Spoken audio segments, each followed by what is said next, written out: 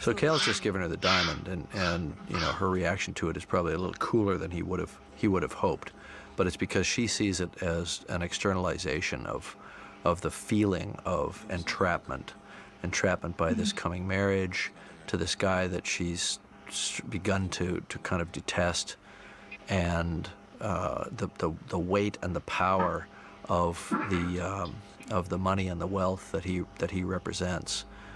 And so she's reacting to the stone now. So now we're into an effects shot here, which is a transition, a morph transition, which is a theme that we use throughout the film that takes us back to present day. This is quite a complicated shot.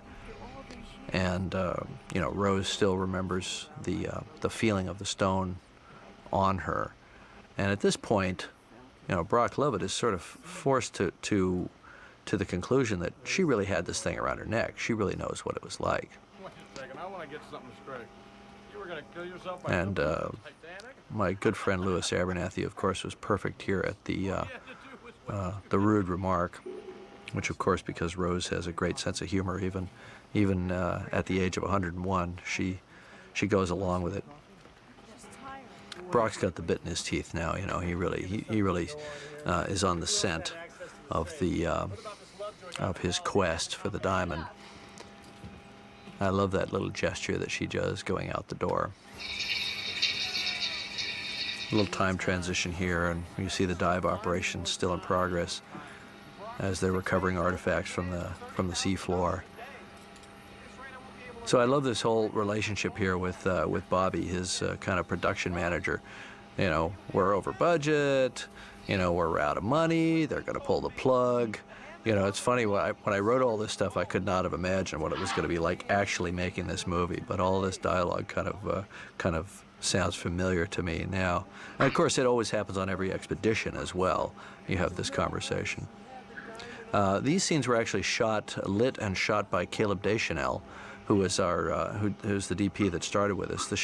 The film was actually shot in two separate productions. There was the present day production, and then there was a hiatus period, and then there was all of the footage that was shot in 1912. So Caleb shot this stuff, and I think he did a really, really beautiful job. I mean, Caleb's lighting is spectacular, of course, and he really kind of set the bar for the whole picture.